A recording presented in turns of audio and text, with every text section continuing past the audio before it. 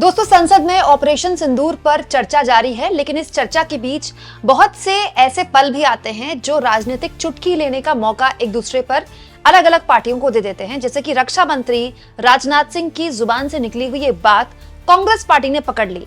तो रक्षा मंत्री राजनाथ सिंह ने आज भाषण दिया, ऑपरेशन सिंदूर पर सरकार का पक्ष रखा।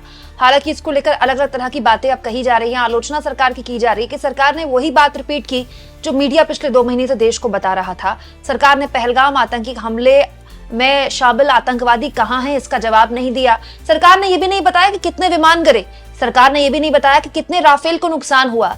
लेकिन राजनाथ सिंह की जुबान से एक बात निकल गई कि आज हम सत्ता में हैं और शायद कल सत्ता पक्ष में हम नहीं रहेंगे। इसको पकड़ लिया है कांग्रेस पार्टी ने, यह कहते हुए कि राजनाथ सिंह ने बता दिया कि सरकार इनकी जाने वाली है। सुनिए राजनाथ सिंह की जुबान से क्या निकला। यदि आज हम लोग सत्ता पक्ष में हैं तो ऐसा नहीं है कि हम हमेशा सत्ता पक्ष में ही रहेंगे। यह आवश्यक नहीं है, किसी के लिए आवश्यक नहीं। तो राजनाथ सिंह की इस बात को कांग्रेस पार्टी ने पकड़ लिया। कांग्रेस पार्टी की नेता सुप्रिया सुनीत ने कहा, राजनाथ जी ने बहुत बड़ा सच कहा, आज हम सत्ता पक्ष में हैं, ऐसा नहीं है कि हम हमेशा सत्ता पक्ष में रहेंगे। ये बात सरकारी एजेंसियों, अधिकारियों, चुनाव आयोग और चरणचुंबक मीडिया को भी याद रखनी चाहिए। सत्ता बदलेगी, जल्द बदलेगी। दोस्तों, लगातार ऐसी चर्चाएं होती रहती है, मोदी के रिटायरमेंट की, बीजेपी के अंदर सत्ता संघर्ष की, मोदी के उत्तराधिकारी की, आरएसएस के साथ बीजेपी के एक टकराव की। तो ऐसे लोगों को राजनाथ सिंह की बोली हुई बात के बाद एक और मौका मिल गया कि देखिए राजनाथ सिंह खुद ही स्वीकार कर रहे हैं कि आज वो सत्ता में है, लेकिन हो सकता है कल वो ना रहे। लेकिन ये सच है दोस्तों कि सत्ता हमेशा एक नहीं रहती। कुर्सी जो है ना, कुर्सी का स्वभाव बड़ा चंचल होता है, कभी इस तरफ कभी उस तरफ। लेकिन हमको राजनाथ सिंह के जो भाषण है आज का, उससे उनका पूरा का पूरा जो आज पहलगाम मामले में, ऑपरेशन सिंदूर मामले में और सीजफायर मामले में सरकार का पक्ष था, उससे उनका आकलन करना चाहिए, ना कि ये कि उन्होंने सत्ता को लेकर क्या बोल दिया। क्योंकि सत्ता तो आती जाती रहेगी, लेकिन ऑपरेशन सिंदूर जैसे मामले पर सरकार और सत्ता पक्ष के बीच में जो बहस हो रही है, इसको गंभीरता से समझना और देखना एक नागरिक के तौर पर हमारे लिए बहुत जरूरी है। जैसे दोस्तों राजनाथ सिंह ने भाषण दिया, भाषण में उन्होंने कई बातें बोली, लेकिन राजनाथ सिंह के भाषण में बहुत सी बातें मुझे रिपीटेशन लगी। वो बातें जो हम लगातार सुनते आए हैं, वो डायलॉग्स जो मोदी जी भी अपने अलग अलग भाषणों में इस दौरान बोलते आए हैं। लेकिन ये अब तक देश को नहीं पता चला कि पहलगाम आतंकी हमले को अंजाम देने वाले आतंकवादी कहां हैं।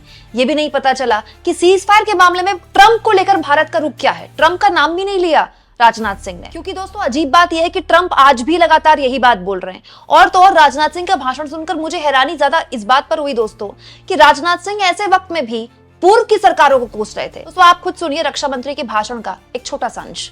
अध्यक्ष महोदय, हमारी सेनाओं ने चकलाला, सरगोधा, रफीकी, रहीम यार खान, जैकबाबाद, सुक्कुर और भोलारी जैसे एयर एयरबेस पर प्रहार किया और पूरी दुनिया ने भारतीय वायुसेना के शौर्य और पराक्रम की तस्वीर देखी।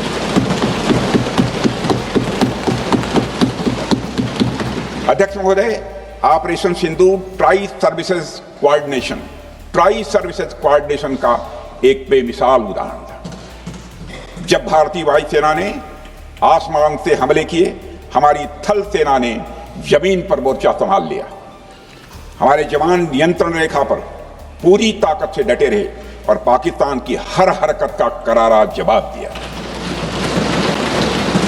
अध्यक्ष महोदय, भारतीय नौसेना ने भी, लोग पूछते हैं भारतीय नौसेना का क्या रोल था, भारतीय नौसेना ने भी उत्तरी अरब सागर में अपनी तैनाती मजबूत कर दी। भारतीय नौसैनिकों ने पाकिस्तान को यह साफ संदेश दिया कि हम समुद्र से लेकर जमीन तक पाकिस्तान के हर महत्वपूर्ण ठिकानों पर प्रहार करने में न केवल सक्षम हैं बल्कि हम तैयार हैं।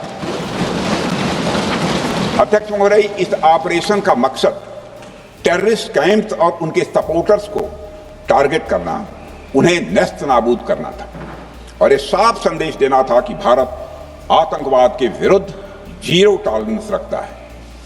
भारत ने कार्रवाई इसलिए रोकी क्योंकि कॉन्फ्लिक्ट के पहले और उसके दौरान जो भी पॉलिटिकल और मिलिट्री ऑब्जेक्टिव्स तय किए गए थे, उसे हम पूरी तरह से हासिल कर चुके थे। इसलिए यह कहना, यह मानना कि यह ऑपरेशन किसी दबाव में रोका गया था, यह बेबुनियाद है और सरासर गलत है।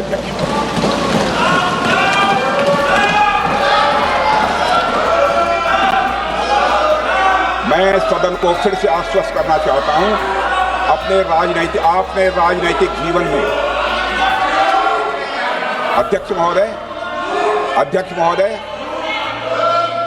मैं आपके माध्यम से सदन को आश्वस्त करना चाहता हूं, अपने राजनीतिक जीवन में जानबूझकर कभी भी असत्य न बोलूं, इसकी भरपूर कोशिश की है मैंने, चाहे सदन हो अथवा सदन के बाहर। अध्यक्ष महोदय, मैं आपके माध्यम से सदन को यह भी अवगत कराना चाहता हूं,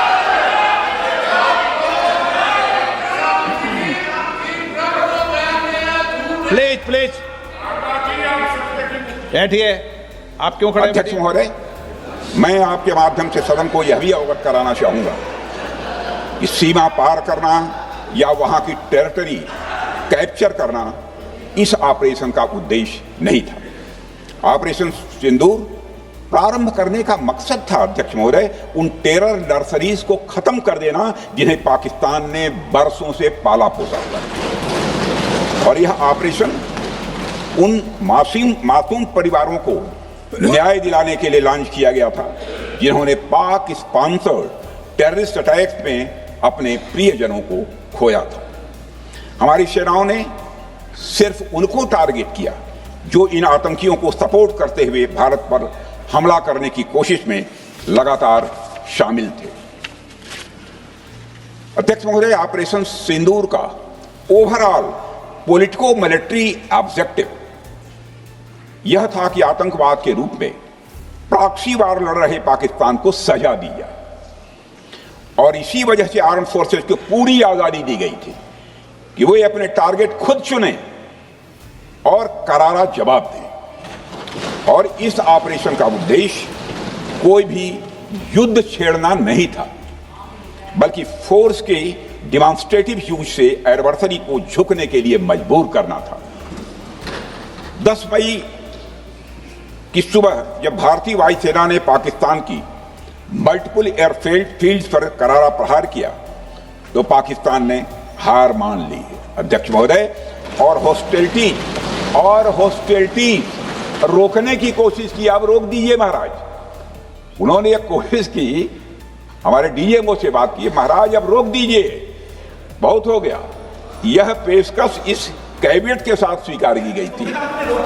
सुने, रुकिए तो रुकिए, बता दूंगा,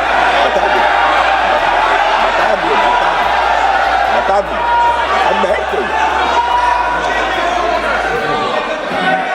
आपको मौका मिलेगा।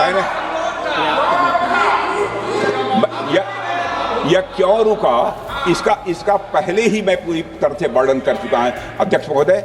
मैं नेता प्रतिपक्ष को बहुत सम्मान के साथ कहना चाहता हूं कि कृपया एक बार मेरा पूरा भाषण पूछ लें। आपको प्रश्न पूछने की पूरी आजादी है, आप पूछ सकते हैं, मैं उसका उत्तर दूंगा। अध्यक्ष महोदय, 10 मई की सुबह जब भारतीय वायुसेना ने पाकिस्तान की मल्टीपल एयरफील्ड पर करारा प्रहार किया तो पाकिस्तान ने हार मान ली और हॉस्टिलिटी रोकने की उन्होंने पेशकश की। यह पेशकश इस कैबिनेट के साथ स्वीकार की गई हम लोगों के द्वारा कि यह ऑपरेशन केवल पाज किया गया है, स्थगित किया गया है, यह ऑपरेशन समाप्त नहीं हुआ है अध्यक्ष महोदय। आप इस मुद्दे पर क्या सोचते हैं? कमेंट बॉक्स में जरूर लिखें और जितना हो सके चैनल को शेयर करें, सब्सक्राइब करें और थैंक्स और ज्वाइन के ऑप्शन से दोस्तों अगर आप चाहें तो कुछ आर्थिक मदद भी चैनल की जरूर करें।